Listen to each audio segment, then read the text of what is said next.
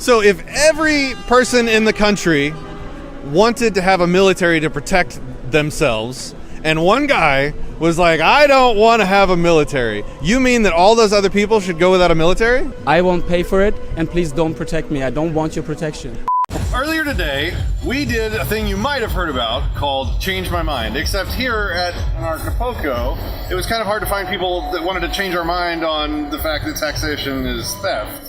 So I went undercover as Statist Patrick to allow people to test their arguments and to sharpen their wit on me. The arbiter of truth and all that is holy.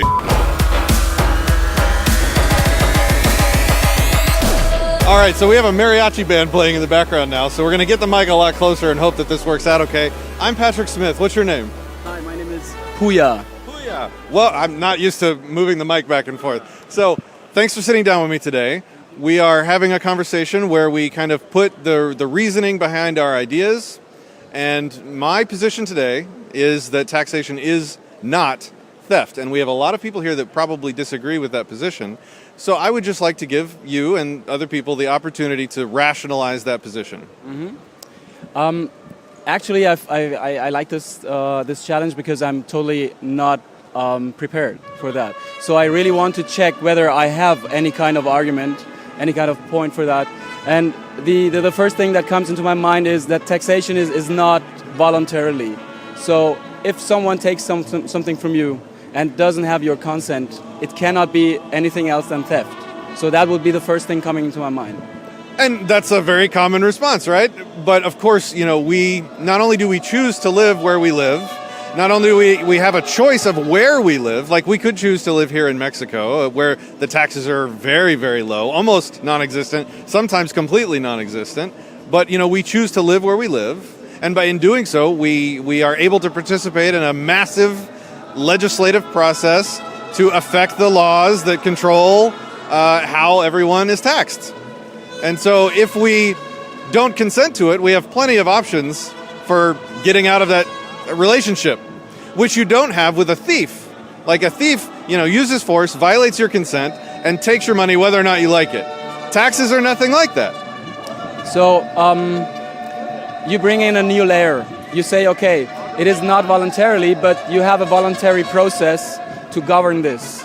But this process is also not okay, because it's a majority ruling a minority, is not a real consent. So if you would have a consensual process, a process that creates consent, and this process would say, okay, you pay this tax, I pay this tax, then it would be okay to pay the tax. Then it would be a voluntary contract between us as a society. But I don't see this governing process and this political process as something that creates consent and has a low barrier for everyone to enter and to represent everyone. Well, it's not like the winners ruling the losers, right? It's everyone governing themselves. Everyone is losing. Well, no, it's like everyone is governing themselves through this democratic process. So even the losers are still having a say, a consensual opportunity to affect their relationship, right? But still, it's a monolithic and monopolistic solution that is created, and I cannot opt out. And if I want to opt out, I need to change my territorial physical position and my citizenship and all of that shit. So it's a very high barrier for me to opt out of that monolithic solution that is negotiated through that political process. Well, I'm not sure, where did you say you're from? Germany. I am completely unfamiliar with the political process in Germany, but in America at least, we have you don't have to leave, you can affect change. So if you don't want a monolithic system governing you anymore, you could run for office and have a different system put in place. You are switching the level. You say, okay, if taxation is a problem, you can change it through this process of political engagement. But the process of political engagement is not free and not neutral and not low barrier as it should be. So, well, what is free? Because if everyone can freely participate in it, then how is that not free? Everyone cannot freely participate, and everyone cannot be represented. And even when you are not represented, you have not the possibility to easily opt out. So that's why it's not free in my point of view. Not everyone can participate. Who can't participate? Children cannot participate, or you cannot participate in that intensity that you might feel necessary to. You can vote on a certain period of time. You can have influence in a certain level. You really need to put a lot of energy into your political career to have some little significant influence as the president of the United States, then you might have a little bit of influence. But free for me means I can totally, completely decide what I want, and if this is not possible in that constellation, I can easily say, okay, I'm out. Well, like if you were living on an island by yourself, that would be totally fine, and you could have whatever kind of self-governance you'd want, right? But when you're living in such close proximity to other people, you have to share the space, or nobody gets along and bad things happen, right? Bad people take over. Sure. Exactly. So this is my social responsibility that I voluntarily go into. I say I want to live in that country with so many people, so I need to adapt to that. Totally fine.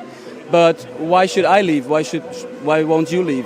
Why should not the majority leave and leave me alone in the United States or in Germany, living on my own in my German island? Well, isn't it like, wouldn't it be more wrong for the minority to control the majority than it would be for the majority to live the way they want? No. Why? I think because you cannot quantify humanism. We are not subject to be subject of quantification. You cannot say you have more value than me, or I have more value than you, or two of you has double value than me. It's only value or not. It's only human or not. I don't give a shit, or it doesn't matter whether you are in a majority or in a minority. Well, we all are equal in political power. We all get one vote. Yes. But that's not what I'm saying. I'm not saying that not everyone is equal. I'm saying that the groups even need to be equal. So if one person is standing against a million people, it doesn't change the value of both positions. So it doesn't matter in an argument to say, I'm not the only one thinking this about you. This is bullshit.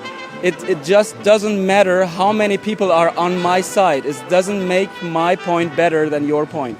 So if every person in the country wanted to have a military to protect themselves, and one guy was like, I don't want to have a military, you mean that all those other people should go without a military?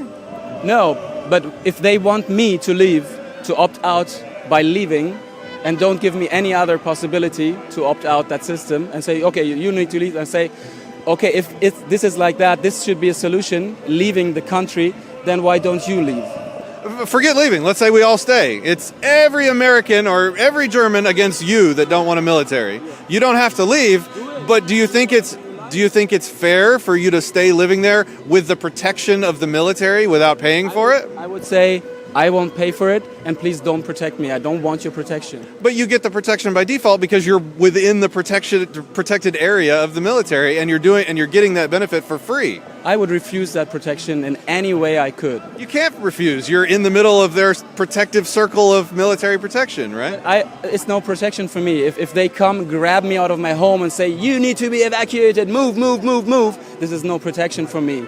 If I want to stay there and be killed, this is not a protection to come and move me out of my house and kill people in my name and so on. I guess the protection I'm talking about is like there are threats outside the country that don't attack because there's a deterring, strong military force, and you just living there, even if they never talk to you, you're benefiting from that protection, right? These beautiful women are looking over to you because you're so good looking, yeah? So I'm now benefiting from that because I sit next to you. So is this a crime, or should I pay for this? It's just how it is. I'm saying that you're living in the area that no one wants to attack because there's a military, right? I understand that, because that's what I mean. The good-looking guy is the military, and the girls looking to him are the people, are the other countries not attacking. And I'm sitting in the middle and benefiting from this cool-looking guy. And everyone else is benefiting too, but they're paying for it, and you're getting to not pay for it. How is that fair? How is that fair to force me or expect from me to participate in that and pay for that? Why should I pay your hair color stuff just because it's so good looking and it attracts women or whatever? It is cool that you do it. I might benefit from it involuntarily. I might also abuse it and come next to you to look cool and next to you, you know, or make this interview so that I can benefit from your publicity and whatever. But you cannot force me to pay for that because I didn't ask for it. But how is it moral? How is it fair for you to get the benefit that everyone else has to pay for without having to pay for it? I don't think that has anything to do with morality. What you're saying is this typical emotional, what's called blackmailing, like this is not fair what you're doing to me. You know, this is not fair that you are now benefiting from me. Yes, it is fair. Why is it not fair? Well, it's like if the community pays for a garbage service to pick up trash in the neighborhood, and everyone chips in to pay for the garbage truck except you get your trash. No, this is my garbage. Don't take my garbage. You get your trash picked up for free. No. This is my garbage. Don't pick it up. I don't want this. I don't want someone come to me, bring me food, kiss me, massage my feet, and say, now pay for it. No, I don't want it. But you're getting the service. No, I will fight against the service because this is no service. This is emotional blackmailing. But you already agreed that you benefit from the defense of living in the... I could lay back and say, cool, I don't pay for it, and so on. That would be immoral, yeah. But I don't do it. That would not be my position. I would reject the service and I would fight against the service. I would not accept the service. If we had this example with women, yeah. So if I see a naked a person, a woman whose skirt is going away, you know, because of the... I looked up her and I'm like, that's not Kason. What happened? You know, it's quite windy here, yeah. And then the girls are wearing light stuff, and so if the wind opens their dress and I could see something below, I won't look there because it's not meant for me. You know what I mean? I don't take something just because it's there. But you are taking the defensive service by living there. No, I don't. They are forcing me into that, but I won't take it. I would. You're not being forced. You choosing to live there. You don't understand what I say. You don't want to understand what I say. No. Seriously. You say by just living there and being not attacked, I'm benefiting from that. Yeah? But this is not my choice. This is not my responsibility that you build a fortress around me.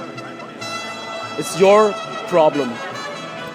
Why are you not responsible for your choices to live there? Because that was not my choice that you build a fortress around my courtyard, my house. But you chose to live inside the fortress. No, I chose to live inside my house, and you built a fortress around it. Okay, all right, good job. You win. Good Really? job. Yeah. Woohoo! He won. How do you think it went? Please feedback to me. I thought you did pretty good. What I like to do when I get into those discussions of, well, you choose to live here, so you consent to everything. And I don't know if you have the same thing in Germany as we have in America. In America, our founding fathers, since we're little kids, we're told that the government derives or gets its just powers from the consent of the governed. I don't know if you ever heard that. It's in our declaration or whatever. And so everyone has that in their brains from childhood, that the government is just and is right and is moral, and we consent to it because we consent to it. And we show our consent by participating in the political process, right? And then when you question government, people say, oh, well, you consent to it because you live here. And what most people don't know is that those two arguments are completely self-contradictory. They contradict each other. Both cannot be true, either this one or this one. Either the government can literally do anything it wants to you, and it's okay because you choose to live here. They can kill you, they can steal everything you have, you know, they can rape you and your wife, you know, they can do whatever tyranny they want, and it's okay because you choose to live here.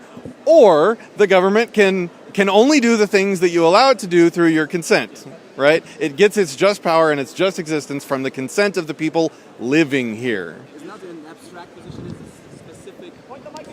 The consent of the people living here is the whole contradiction, right? So if it's this one, then I have to have the ability to withdraw my consent and stay here, right? Because otherwise it's not ruling through the just consent of the governed, it's just ruling by fiat because I live here, right? That's even better. That's what I would say. Cool. Thank you, sir. Thank you It was very much. I loved it. Good job.